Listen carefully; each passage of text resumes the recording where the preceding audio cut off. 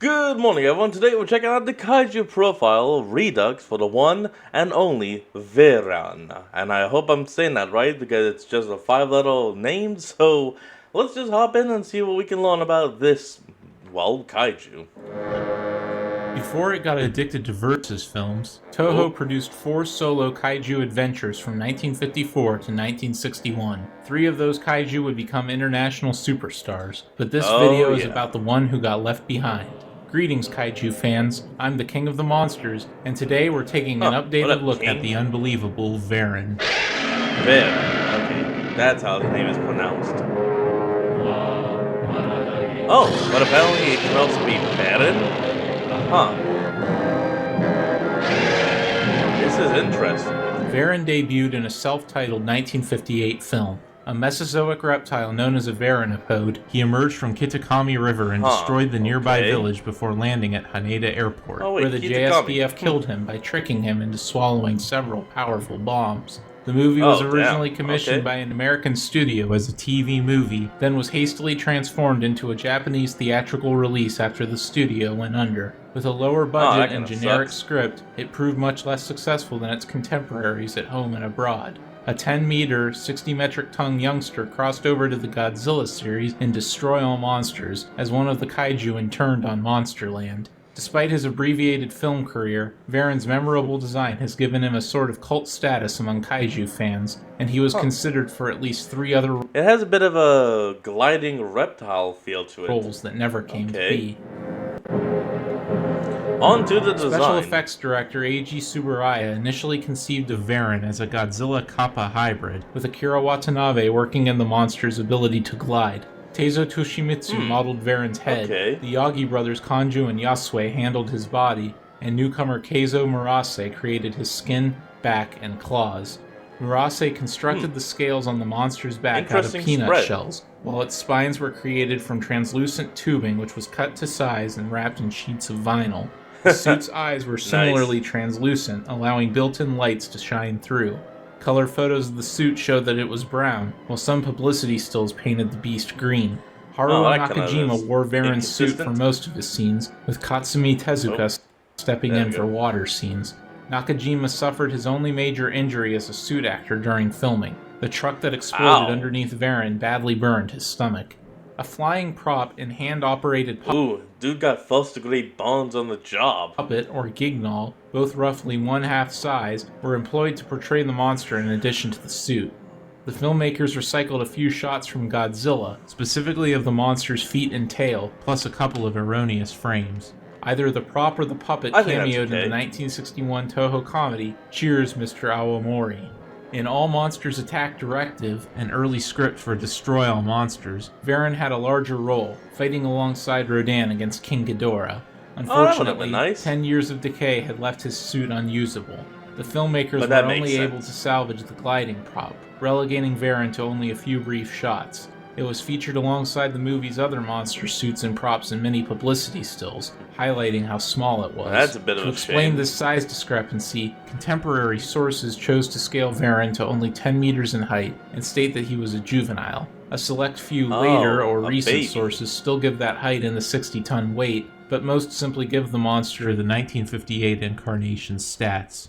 Shinichi Sekizawa's initial script for the 12th Godzilla film, titled The Return of King Ghidorah, featured Varan teaming up with Godzilla and Rodan to battle against King Ghidorah, Gigan, and the alien dragon Mogu. The villains were pawns of the evil alien brain Miko, who operated from the Godzilla Tower. Unfortunately, the lack of a usable Varan suit likely spelled his doom. Amazingly, Varan was in contention to be Godzilla's final opponent of the Heisei series. Godzilla vs. Giant Monster Varan, the first of countless story proposals for what became Godzilla vs. Destoroyah, featured Varan as the harbinger of the apocalypse, who would emerge to destroy the world in the year 1999. Godzilla and his adopted son were to team up and defeat him.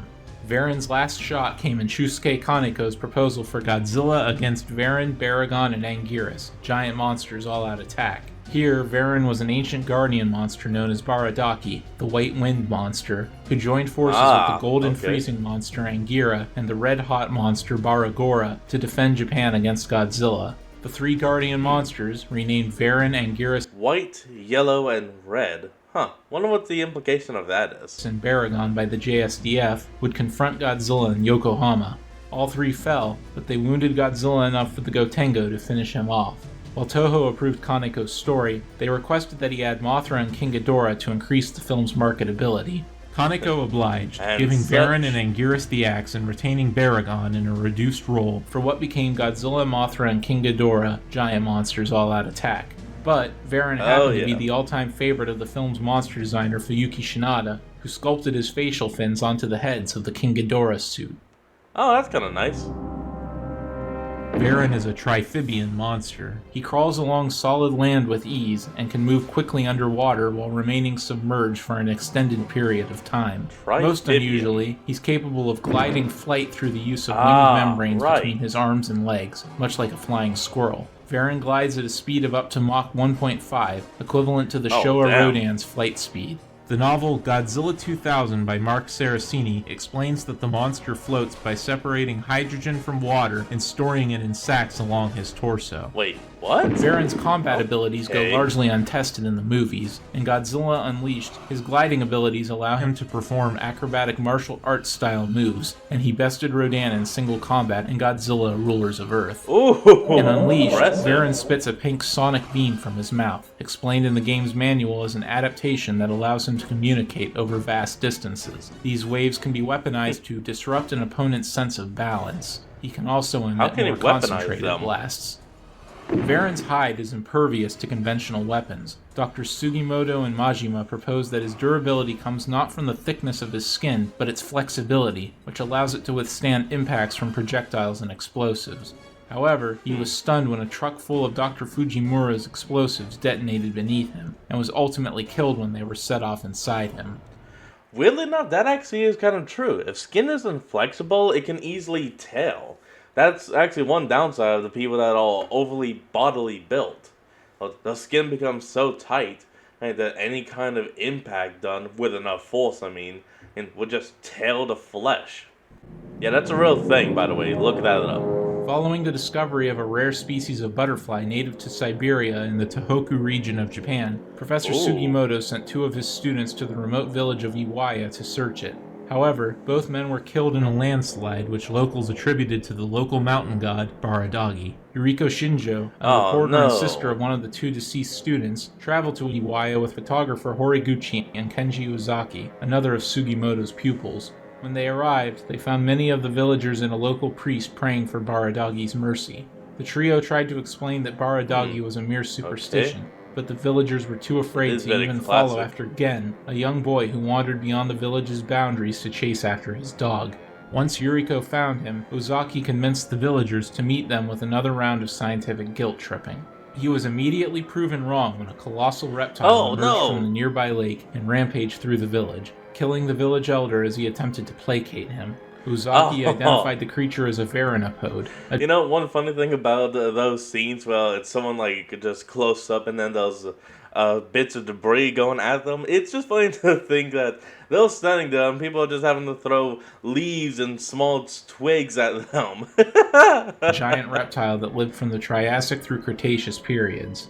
In the wake of the attack, the JSDF wasted no time forming a defense line around the lake and firing chemical shells into it with mortars. Varan rose from the lake once more, shrugging off their firepower.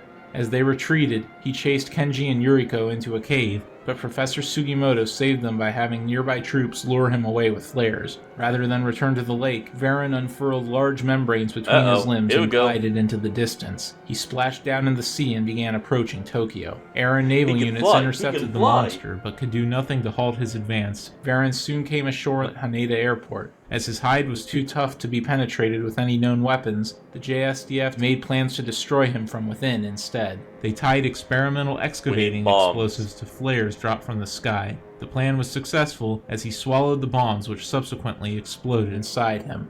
Mortally wounded, Varan crawled back into the ocean before the final bomb exploded. Ooh, that was a big At the one. end of the 20th century, invading aliens known as the Keylocks seized control of Monsterland and unleashed its inhabitants to level Earth's major cities. They seemed to neglect Varan, but once humanity severed the Keylocks' mind control and established a control system of their own, he and the other monsters assembled at the foot of Mount Fuji to destroy the aliens' base of operations. Destroy Varan all watched aliens! from a safe distance with Baragon and Manda as Godzilla and his allies fought and eventually killed the Keylocks' trump card, King Ghidorah. After the Big G smashed the base, Varan returned to Monsterland to live out his days in peace. Varan's next 2 appearances in kaiju films were even shorter, a stock footage shot at the beginning of Godzilla Final Wars, and a skull on a monitor in Pacific Rim Uprising. Wow, I'm actually surprised at how many monsters from Godzilla actually, appeared here. Look, they even have Gamera from Gamera. Damn. He also appears for a split second in the Godzilla Season 1 finale. Oh, that's kind of a nice. Okay, the trivia. Dallas Productions and Corey Productions severely modified Varan for American consumption. Retitled Varan the Unbelievable for its 1962 release, nearly all of the Toho drama unit's footage was replaced with the misadventures of Commander James Bradley, who wakes up Varan while conducting chemical tests. Dallas and Corey spent what must have been half of their $5 budget on a prop claw for the scene where Varan corners the new characters in the cave. His name is strangely never spoken in the film, though the villagers call him Obake, a type of yokai.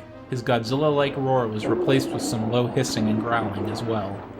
Oh, really? Before he worked on the Heisei Gamera trilogy, Kazunori Ito was fond of inserting kaiju references into his anime scripts. In the 1986 OVA, Prefectural Earth Defense Force, an undercover Colonel Baradagi explains that it's impossible for a teacher to meet her parents because they died eating a flare in Haneda. Cue a brief but lavish recreation of the ending of Varan. Varan's been featured in several video games, usually as part of a large cast. His most noteworthy roles are as a boss character in Godzilla Monster of Monsters, and as a playable fighter. Dude's head was being flung back like a rock'em sock'em robot. In Godzilla Unleashed for the Wii. He was snubbed by the recent Godzilla Defense Force mobile game, although his sprite exists in the game's files, unused. Man, during the few glorious years when Random House had the Godzilla license, Varan was featured in 3 picture books, 2 children's novels, and the young adult novel Godzilla 2000.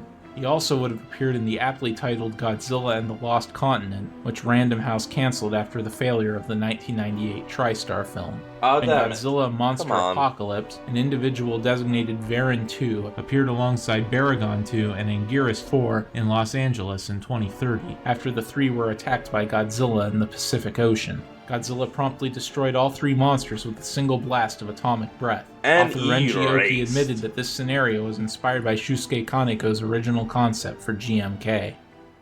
Varan's comic debut was in a manga adaptation of his movie. He had more luck in picture books than on the screen, popping up in several during the late 60s and early 70s, plus tie-in manga for Destroy All Monsters and All Monsters Attack. In 1990, the monster also appeared in the Godzilla comics Monster Warrior Godzilla story. 2 decades after that, Varan appeared in 3 comic series from IDW. In Godzilla Rulers of Earth, he burst out of a lake in China and proceeded to have quite the busy night, battling military, Rodan, and Gyra. A later flashback showed that he appeared in ancient times. At some point, the Trilopods captured him and stored him in their hive, with one assuming his characteristics before facing Godzilla in LA. After King Caesar freed the monsters, Varan helped Zilla kill a Trilopod with Titanosaurus's traits, and even stood up to the colossal Megiddo. In Godzilla in Hell, a demonic version of Varan confronted Godzilla in an eternal ocean.